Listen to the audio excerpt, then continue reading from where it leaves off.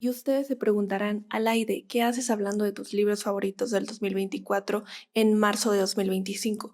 Y yo les diré, el tiempo es un constructo. Estos libros fueron mis favoritos en 2024, van a seguir siendo mis favoritos durante todo este año y lo que sigue de mi vida, entonces realmente no importa cuando hable de ellos. Pero bueno, el caso es que vengo a hablarles de las lecturas que movieron cosas en mí, que me provocaron tanto que necesito expresarlo, necesito compartirlo. Me voy a ir en orden cronológico y el primero es Tribu de Lectoras de Libros Bifortipos.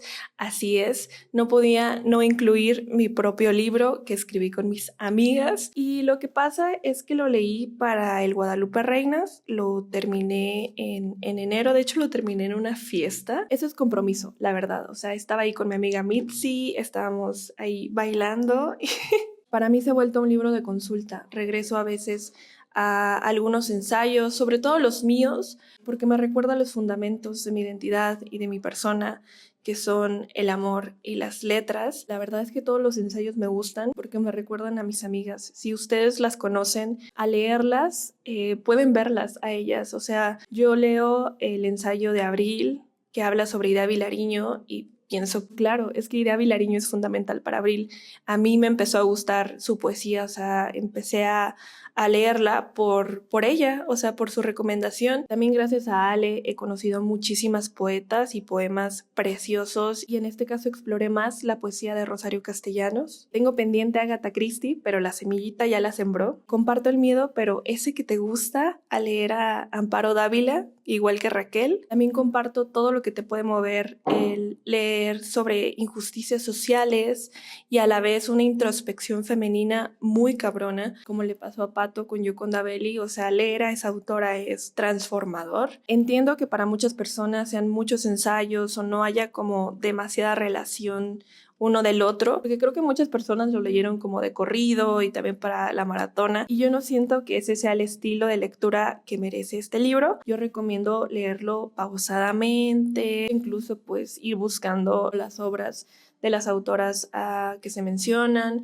no sé. Y bueno, ya para cerrar, sí tengo un ensayo favorito y me gusta muchísimo porque siento que engloba toda esta idea de lo que es amar a una autora a través de sus letras y de lo que quisimos hacer con Tribu de Lectoras, y es del ensayo de Nea que se llama Travesía por las Tierras Fértiles. Luego me pasa que lo leo y me pongo a llorar, pero si es solo este pedacito creo que no va a pasar eso. Liliana Bodoc me legó una obra y me dio las palabras. Escribo para recordarla y encontrarme con ella a través del lenguaje, la única manera en la que nunca dejaremos de conversar.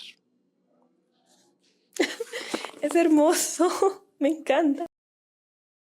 Ok, esto es el primer párrafo del libro. Al final Emilia muere y Julio no muere. El resto es literatura. Ok, vamos a seguir con un autor que me ha cautivado completamente y es el chileno Alejandro Zambra.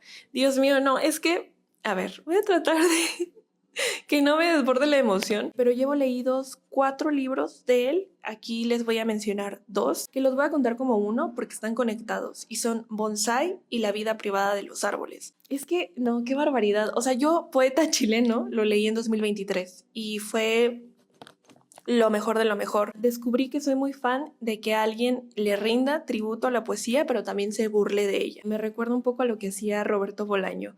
No es tan parecido el estilo, pero sino como ese fin, ¿no? Esa búsqueda de por qué escriben. Entonces yo me la he pasado muy bien leyendo a Alejandro Zambra. Eso sí, creo que al haber iniciado con poeta chileno, me parece que es como su obra más redondita, más final en cuanto a los temas que fue desarrollando, porque Bonsai es su primera novela. No sé si la vida privada de los árboles sea la segunda, pero sí que son ecos o ensayos de lo que ya luego fue poeta chileno. Entonces creo que a mí sí me hubiera gustado leer primero estos y después poeta chileno, porque siento que un poquito como que inevitablemente los vas comparando y dices, o sea, está chido, pero no es como en poeta chileno, ¿saben?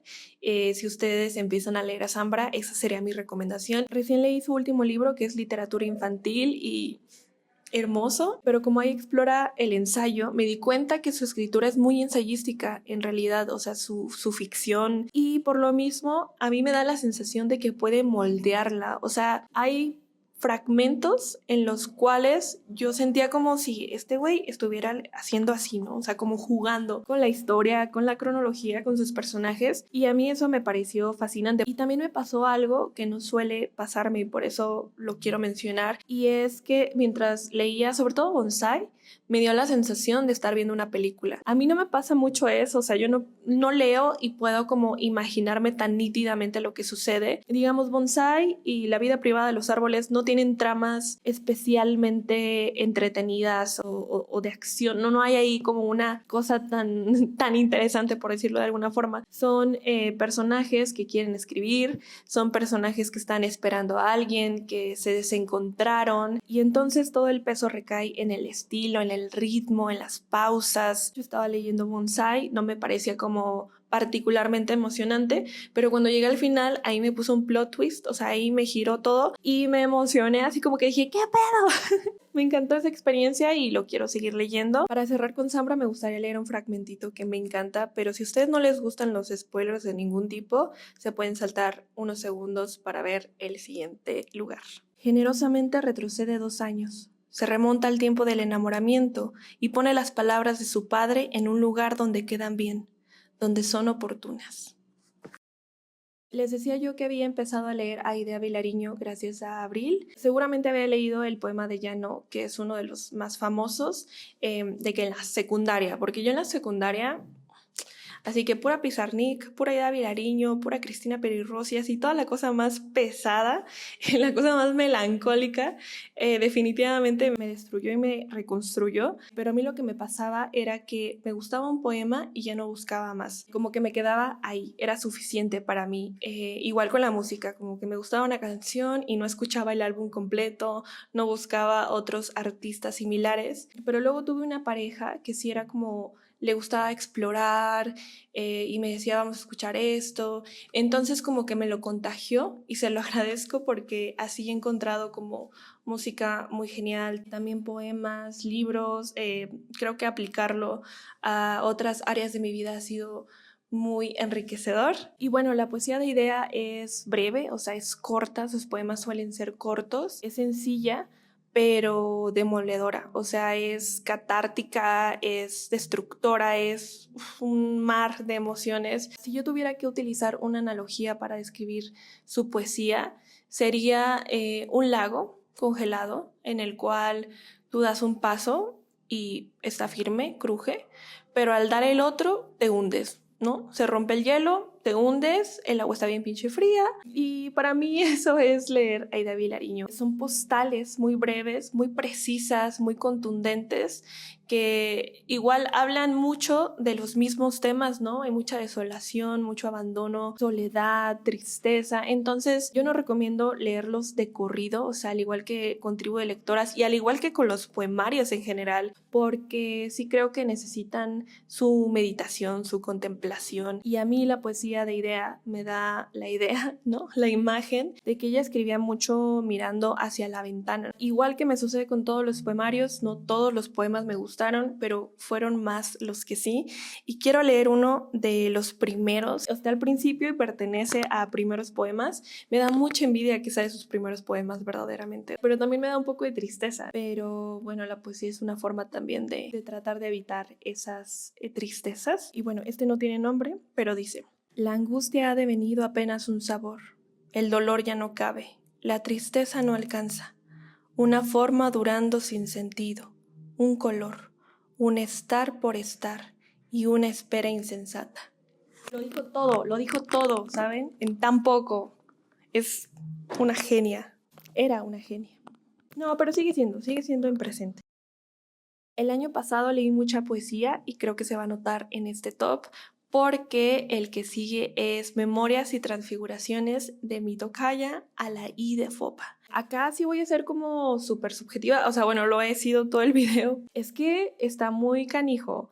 Como yo leí este poemario, me sentí vista, o sea, yo sentí como si Alaíde se hubiera asomado, o sea, desde el pasado al futuro. al que sería su futuro, ¿no? O sea, que es mi presente, solo para ponerle palabras a aquello que me costaba tanto nombrar. Creo que simplemente le dan el clavo. Hay muchas situaciones que yo me había planteado y que al verlas reflejadas en su poesía fueron tanto como un dolor compartido, ¿no? Como un llorar juntas, un llorar poético, como un alivio, ¿no? Este poemario se divide por partes y hay algunas en donde hace este desdoblamiento poético, entonces habla en tercera persona y son poemas como Ella y la música, Ella y el agua, Ella y la danza. Y menciono estos porque fue muy impactante para mí. Yo soy un signo de agua, soy Piscis, y leer el de Ella y el agua como que resonó un montón conmigo. También por esas fechas había ido al Festival Internacional de Danza Lila López y luego leí el de Ella y la danza. O sea, yo me sentía súper conectada. Entonces eso definitivamente influyó en mi percepción. Sí es una poesía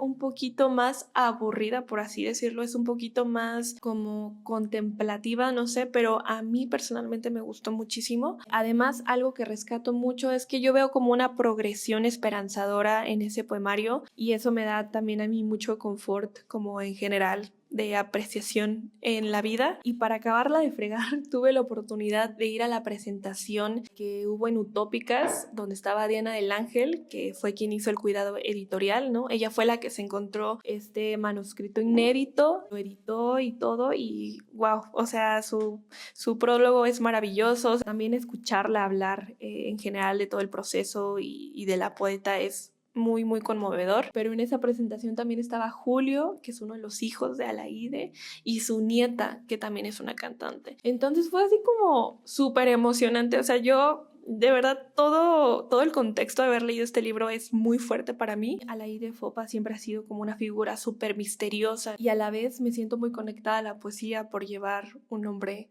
tan cargado de ella. Algo muy lindo que hizo la editorial Antílope fue regalar ejemplares a las personas que nos llamáramos Alaide. Fuimos 10, entre ellas una bebecita, fue muy bonito verla, pero sí, definitivamente rompimos un récord mundial porque en la presentación de Guatemala fueron 8 Alaides, entonces solo digo, fui parte de un suceso histórico. Todo cabría en el pequeño jardín de su vejez, en su descansada mano, en su corazón conciliado, y por la ancha ventana abierta por donde siguen pasando las primaveras. El siguiente libro es El invencible verano de Liliana, de Cristina Rivera Garza. ¿Y qué puedo decir que no se haya dicho ya de este libro? Para mí fue vital leerlo acompañada porque de otra forma creo que no lo hubiera logrado. O sea, es un libro muy desgarrador, es un libro muy honesto y por lo tanto hay muchas confesiones, develaciones y revelaciones que a lo mejor, muy seguramente si eres una persona sensible, son muy fuertes para procesar. Es complejo decir que me gusta este libro, pero vaya que hay una búsqueda de lenguaje que me parece muy importante. En los 90 no había un lenguaje para describir las cosas que sucedían, esas violencias que había en las relaciones, y entonces este libro se convierte en esa búsqueda, no solo en un aspecto como poético, o sea, el libro está muy bellamente escrito y eso lo vuelve todavía más desgarrador. Hay imágenes como el de la natación en la que Cristina vuelve esa actividad una forma de conversar con su hermana. Entonces no solo es en ese plano el lenguaje poético, hermoso, que conmueve, sino también que se termina convirtiendo en una herramienta para poder narrar la propia historia y la de quienes nos rodean. Y eso me parece como un descubrimiento súper importante en esta novela. Claro, es que el lenguaje es nuestra manera de apropiarnos de las cosas. Poder contar una historia de violencia es transgresor. Y creo que para mí lo más conmovedor de este libro es que termina siendo una coescritura con los diarios de su hermana Liliana. Y creo que esa es una reivindicación muy valiosa del papel que tiene Cristina como escritora en la sociedad, ¿no? Como que poder utilizar ese espacio para enunciar pues todo lo que pasó con Liliana, pero también como lo que sucede con las víctimas de feminicidio. Es muy vocal al respecto, entonces creo que es un libro muy importante de leer, que no deberíamos nunca dejar de hablar de él. Fue todo un honor poder conocer a Liliana a través de las palabras de su hermana y de otros que la amaban. Vivir en duelo es esto, nunca estar sola. Aquí Bajo el follaje del árbol y el canto de los pájaros invisibles, estamos protegidas. Aquí podemos hablar de amor. Y ya por último voy a cerrar con un libro de poesía y es Espacios Habitables de Daniela Prado. Daniela es compañera mía en la maestría y fue muy loco porque me encontré con una canción que se llama La vida prístina de Patio Solar y El azar de las formas, y es un poema musicalizado, y yo ya traía como esta onda de bandas como Diles que no me maten, como Un perro andaluz, que declaman mucho en sus canciones. Entonces encontrar esto, y aparte escuchaba yo el acento hermoso colombiano, no me acuerdo ni cómo salió que era ella, entonces fue muy emocionante. Ella muy linda me regaló un ejemplar en mi cumpleaños y a mí me da un poco de pendiente, no sé, como que siempre leer a gente que es cercana a ti es un poco intimidante, ¿no? De que me va a gustar, no me va a gustar, pero tuve mucha suerte, o más bien Daniela es muy talentosa, y es que sus poemas me llevan como a un mundo de sensaciones, o sea, al leerlos yo no podía evitar como sentir justo como estar en el trópico, en la selva, ¿no? O sea, hay mucha humedad en esos poemas, como lo menciona en el poema de Espacios Habitables, que es el de la canción. Sí, como que yo tenía muy presente esta imagen de meter las manos en la tierra húmeda, ¿no? Y sentir esa frescura. Son poemas muy corporales, que tienen mucha textura. También el prólogo me parece maravilloso. Lo escribió Camila Charri Noriega y me gusta todo lo que dice sobre, pues, que la poesía no es un absoluto, que más bien es un acto de reconciliación con aquello que nos desborda, que nos enmudece, y cómo es que en este poemario se habla sobre habitar lugares, pero también conceptos, sensaciones. Les voy a leer un cachito que me gusta. La poesía es también la manera a través de la cual nos desplazamos por rutas en donde tiembla lo que hemos sido, el pasado, el presente, el goce de encontrar la voluntad de la luz sobre los objetos, los seres, las estaciones del recuerdo, los temores y el deseo de que algo sea digno de reconocimiento y se sostenga en el tiempo. Ay, no sé qué poema leer. A ver, me gusta este que se llama Camuflaje. Hay días en que me convierto en una estampida de búfalos y no consigo dormir. El malestar es un molde, una colmena que arde y el espacio de mi voz se inunda. Antes, justo aquí, entre estas páginas, las manos terminaban con esquirlas y los ojos sangraban astillados, porque la rabia que me habita a veces es un discurso profano, una herida abierta en el lenguaje. Dani aparte tiene su propia editorial, se llama Tristes Trópicos y este libro fue editado ahí. Es muy hermoso, tiene ilustraciones y todo. Entonces, si les interesa, ya saben dónde conseguirlo. Ay, qué cosa esto de volver al YouTube. Pero como ya lo he mencionado antes, hacer videos es una linda forma de registrar mi paso por este mundo. El otro día estaba viendo como videos de hace años y me da mucha ternura ver como esa persona que era y que sigo siendo de alguna forma. Pues sí, como todo lo que he cambiado, todo lo que ha pasado. Pero ahora puedo verlo desde el agradecimiento, no tanto del pesar y la melancolía. Y solo quería agradecerles también por todos los comentarios que hubo en mi video anterior, en la videocarta. Significa mucho para mí haber podido compartirla y que hubiera personas que resonaron tanto con ella. Lo que comparten conmigo también es como muy valioso. Entonces, pues eso, pero pues ya basta. Ya, cortémosle a lo que sigue y pues nos vemos en el próximo video.